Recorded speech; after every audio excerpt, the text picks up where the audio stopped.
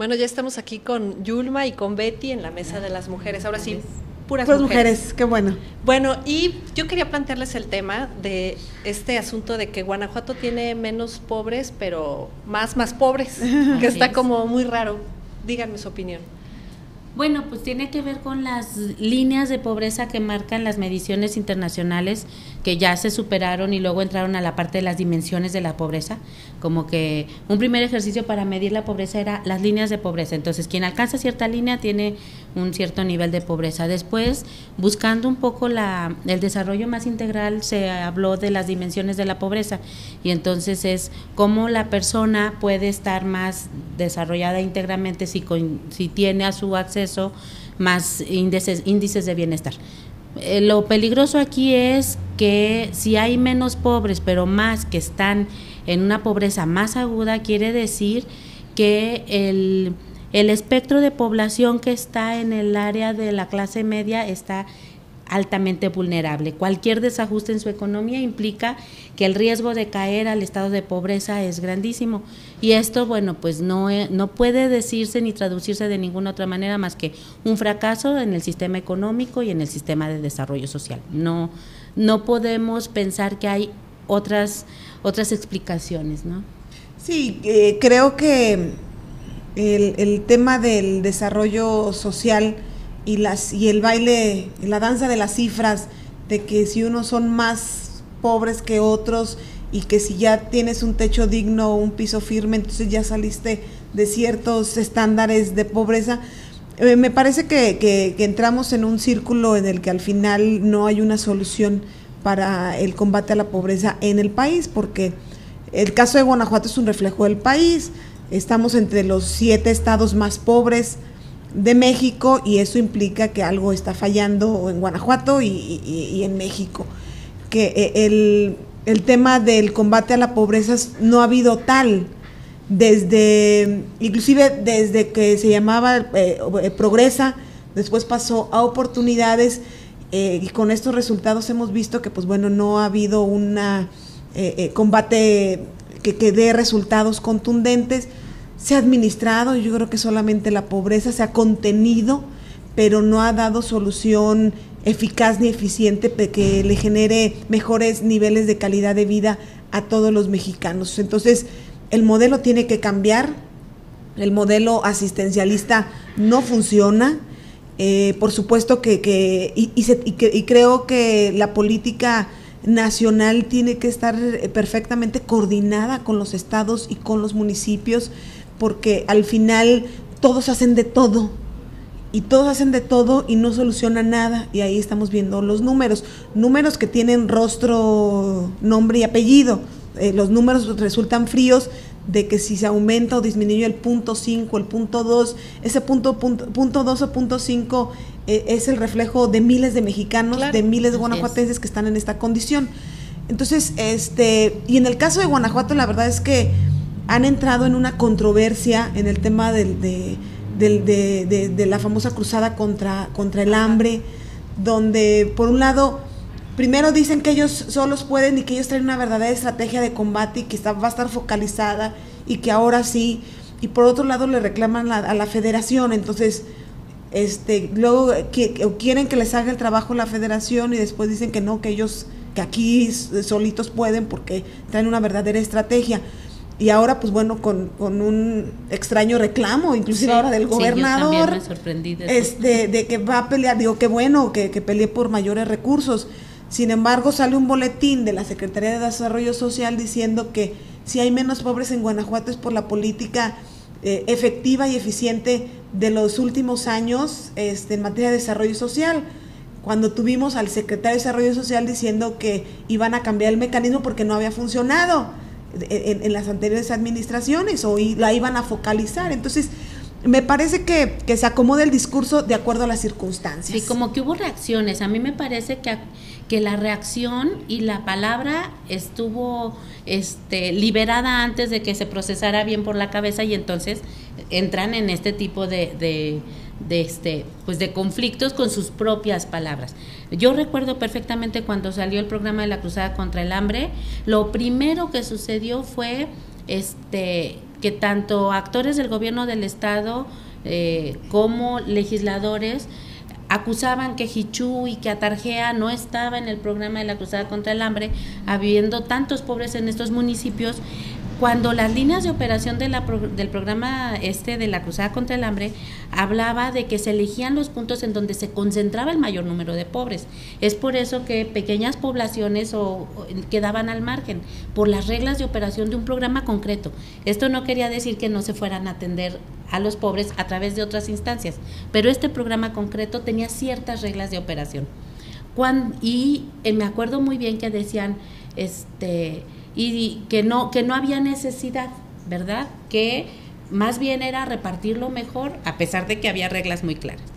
Y ahora que ya no está Guanajuato en la Cruzada contra el Hambre, entonces hay reclamos, ¿no? Primero era ¿cómo nos meten en la Cruzada contra el Hambre? Está casi indignados. Sí, y ahora es ¿cómo nos sacan de la Cruzada? Entonces digo, bueno, primero habría que organicen sus ideas. Sí, me parece que esto es como que reacciones más bien de carácter visceral por la inercia natural de el gobierno federal es de un partido, el gobierno estatal es de otro partido, y entonces tenemos que combatir de alguna manera y confrontar de alguna manera aún aquellos programas que atienden a los más pobres. Creo que no es lo deseable, sobre todo porque los más pobres en Guanajuato y en el país son los que están más a merced de las injusticias, de la falta de acceso a todo lo que puede sacarlos de esto, de esas oportunidades, y además son los que están más a merced de que en su vida cotidiana sea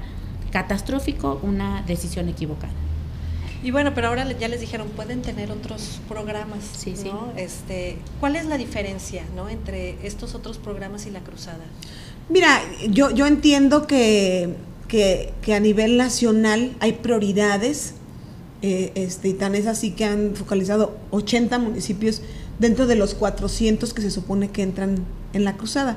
Dentro de un programa siempre va a haber prioridades. Pero eso no limita a que la propia Secretaría de Desarrollo Social, quien encabeza este programa, pueda definir otro tipo de programas que se puedan aterrizar en los municipios que no estén focalizados como en pobreza extrema. Entonces, acuérdate que las estrategias tienen que permear en todo, pero aquí lo importante es que haya una buena coordinación, que no haya duplicidad de funciones.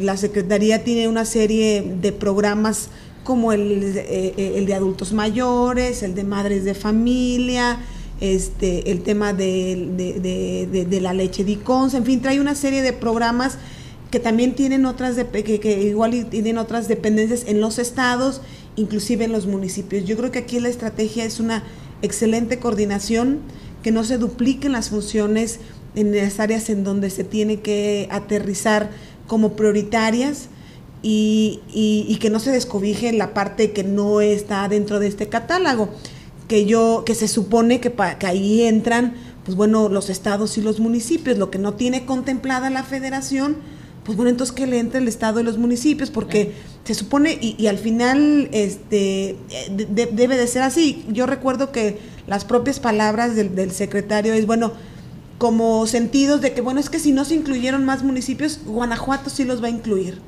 Bueno, entonces, o sea, no hay que esperar tampoco que la federación te vaya a resolver todo. Lo que no te resuelva la federación, que le entre el estado y que le entren los municipios para tratar de contener, no de contener, de resolver el tema de pobreza en las zonas en las cuales para ellos no fue clasificada dentro de este esquema de la Cruzada contra el Hambre. Bueno, hace un momento platicábamos y creo que está relacionado el tema de los caminos, con este asunto de las lluvias, que hay caminos que desaparecieron, ¿no?, que afectan a comunidades y que, bueno, parece ser que no los están atendiendo.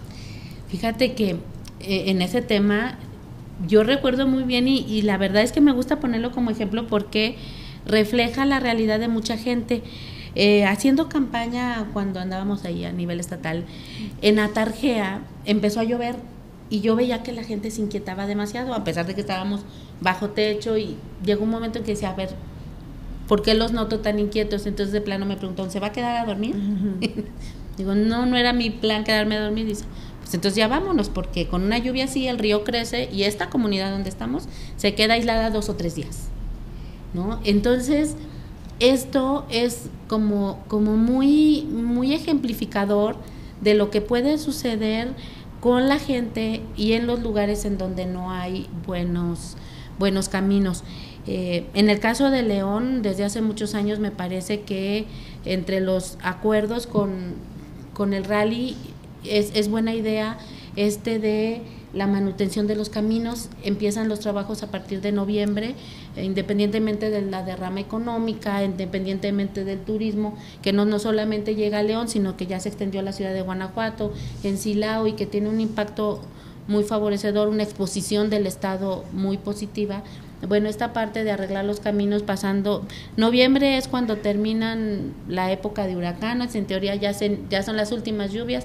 Bueno, creo que como esto tendríamos que estar explorando otras alternativas que nos permita de la mano junto con las actividades turísticas, empresariales y de otra índole, ver qué es lo que podemos potenciar en el estado de Guanajuato para tener mantenimiento de los caminos.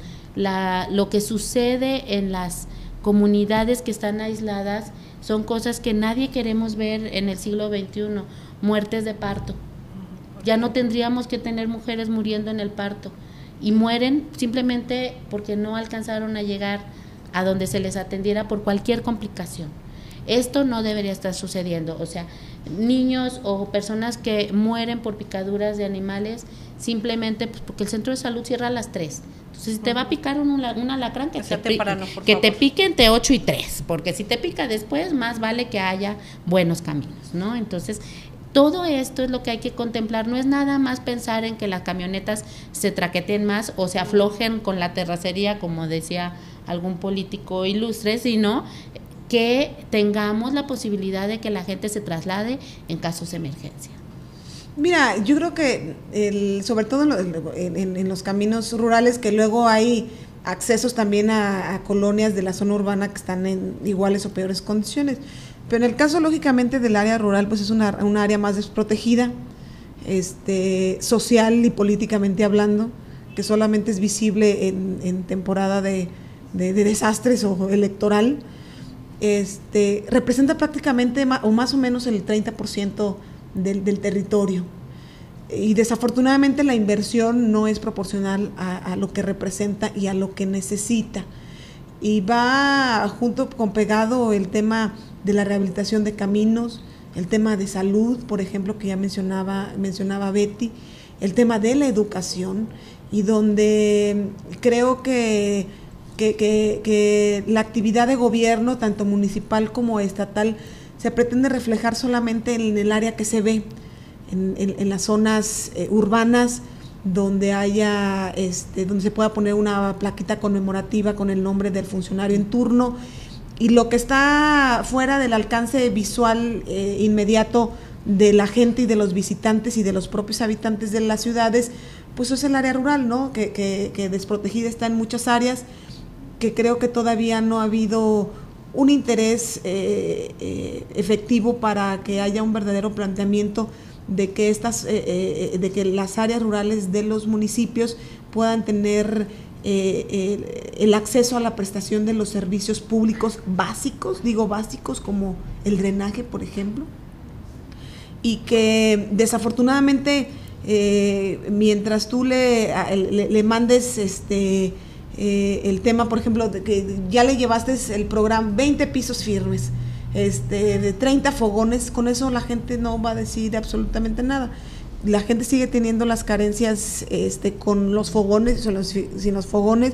Por supuesto eso ayuda, el techo firme, lo de los pisos, pero al final si no le das al menos lo que está obligado, en este caso un municipio, que está plasmado cuáles son sus obligaciones inmediatas, que son los servicios públicos básicos, si no le generas el acceso, sus condiciones de vida no van a cambiar.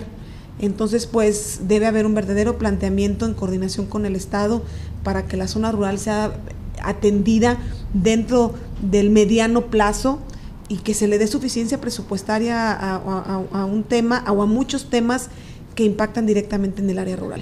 Pero bueno, no hay coordinación en el Estado, ya lo vemos con la famosa y ya casi trágica carretera que está por hacerse, ¿no? En la de San Miguel. San Miguel. ¿No? Que bueno, ese es otro tema. Así es. Sí, es otro tema y además, bueno, con una complicación tremenda. Y esto sucede siempre que la autoridad se le pasa la mano en el tema de aquí mis chicharrones truenan, ¿no? La ley es muy clara. Por ejemplo, en el tema ambiental, la ley establece previo, esa es la palabra que está en la ley y que tiene que cumplirse. Previo al arranque de las obras tiene que estar presentada y aprobada la manifestación de impacto ambiental. Pues no pero está. Dan por hecho que se los van a dar, ¿verdad? Dan por hecho porque pues yo soy autoridad, entonces el otro Nadie también va a es decir que autoridad, no. me tendrán que, pues no te tendrán que, si tu obra tiene afectaciones en zona forestal, en zona de reserva, bueno, tendrás que llevar a cabo una serie de acciones de remediación y tienen que estar plasmadas y aprobadas por la autoridad competente. Entonces esto a mí me parece, bueno, y la parte del Instituto Nacional de Antropología e Historia, como que ¿por qué tendrían que dar un visto bueno así nada más? Hay una falta de coordinación, una falta de previsión, una soberbia excesiva y que, bueno, yo lo lamento muchísimo por el municipio de San Miguel de Allende, que creo que hay una dinámica que yo por lo menos no recuerdo haber visto hace mucho tiempo, una dinámica de exposición del municipio, de atracción de inversiones, de todo, y que una acción soberbia del que gobierno. No tiene que ver con ellos. Exactamente.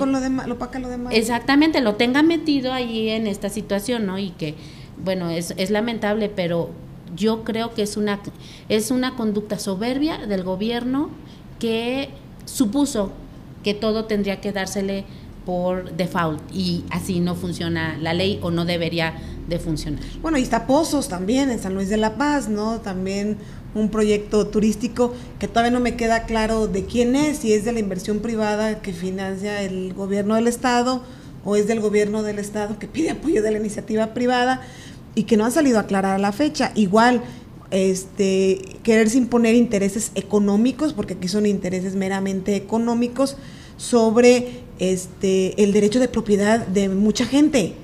Entonces, y es igual lo que dice Betty, ¿no? La visión de un gobierno que se quiere imponer a toda costa, sobrepasando derechos de mucha gente, en este caso de pueblos indígenas y del respeto a sus tradiciones, inclusive de patrimonio. Y acá, pues bueno, en San Luis de la Paz igual. Entonces creo que y que de manera inmediata reaccionan con ese tipo de declaraciones. La inversión va, sin siquiera detenerse a investigar un poquito si se están cometiendo ese tipo de atropellos que está denunciando la gente. O con declaraciones así como, se tienen que esforzar un poquito, ¿no? Así como sí, bueno, que también pongan de su parte y que nos entreguen rápido la aprobación de la manifestación de impacto ambiental. Oye, y siguiendo ya como último tema, de lo que decía Betty, de los políticos que dicen aquí mis chicharrones truenan. Sixto Cetina regresa y por sus chicharrones dice, ¿por qué voy a decir dónde andaba? Sí, la verdad, mira, es muy triste lo que está pasando en Irapuato, y es lo que tú hablas, ¿no? De la soberbia en el ejercicio de la función pública, el alimentar las vanidades y el ego personal de un funcionario a costa de los intereses económicos y ahora sociales de la población, la ausencia del alcalde por vacaciones, al parecer, en el extranjero. Ahora dice que no fue en el extranjero, que estaba en México. Le dije, pues esto es peor que haya estado en México y que no haya podido, que no haya regresado, que no haya atendido la situación de emergencia que vivía Irapuato, que yo entiendo que su sola presencia, por supuesto, no lo iba a solucionar, pero dentro de la labor del alcalde hay funciones intrínsecas que no se pueden dejar a un lado. Él tiene poder de mando y que se tiene que ejercer cuando hay una situación de emergencia o de desastre.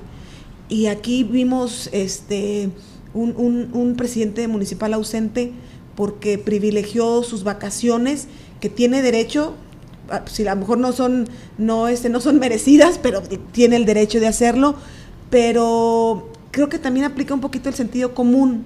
Desafortunadamente en esto el sentido común es el menos común de los sentidos.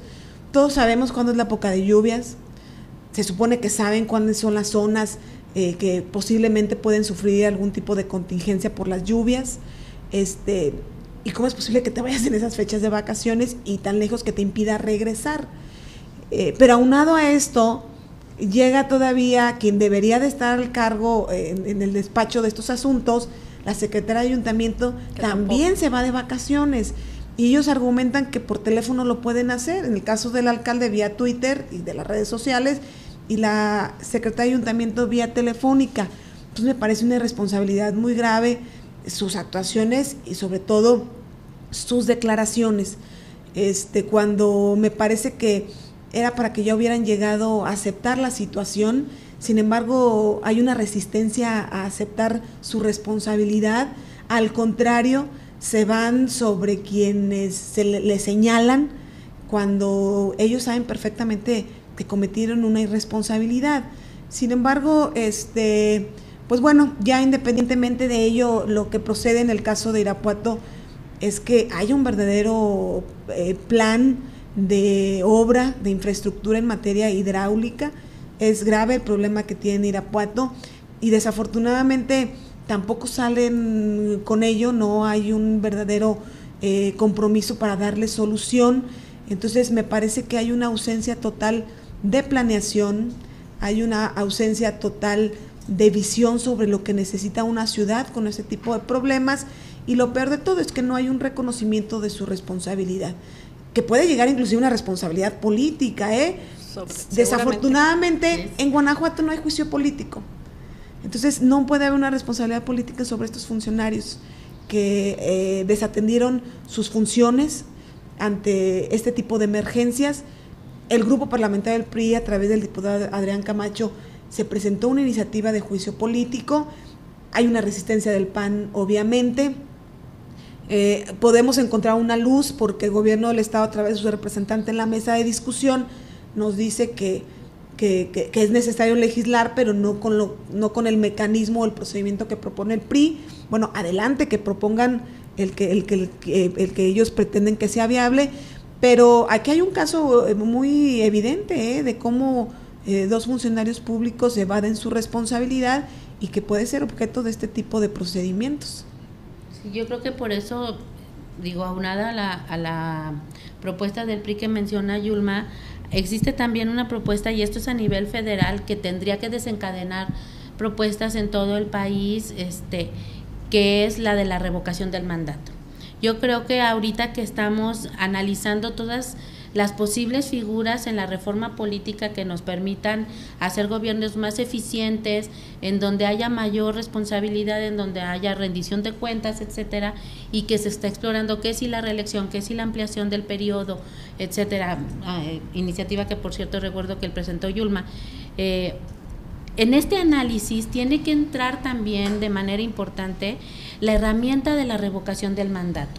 A mí me parece que los ciudadanos deben de tener a la mano no solamente la posibilidad de evaluar cuando venga un nuevo periodo en caso de que se hable de reelección, sino que también tengan el derecho de no aguantarse a los malos funcionarios y chutárselos literalmente los 3 años o los 4 años, ¿no? La verdad es que ya me estoy arrepintiendo de la propuesta. Imagínate tenerlo 4 o 6 años, un presidente municipal con ese grado de irresponsabilidad. Sí, no, gracias. Por eso se necesita que este esquema de evaluación político-electoral, que es la reelección, venga acompañada necesariamente por la herramienta de la revocación del mandato. Porque de esta manera el ciudadano, los ciudadanos, con reglas claras y reglas que sean asequibles, ¿no? Que sí haya manera de lograrlas, puedan decir, bueno, tú podrías ser reelecto y quedarte otro periodo, pero también yo ciudadanía tengo el derecho a decir, saliste tan malo que te vas antes de terminar. Es correcto. ¿No? Entonces, estas son las cosas que tienen que hablarse como de frente en la reforma política. Sí, son necesarios. Son los instrumentos de evaluación, instrumentos en donde se incrementa el poder del ciudadano a la hora de la evaluación de los funcionarios. Pues muy bien, yo podría seguir platicando con ustedes, pero ya me presionaron. Entonces, bueno, Ya pues nos están haciendo señas. Sí.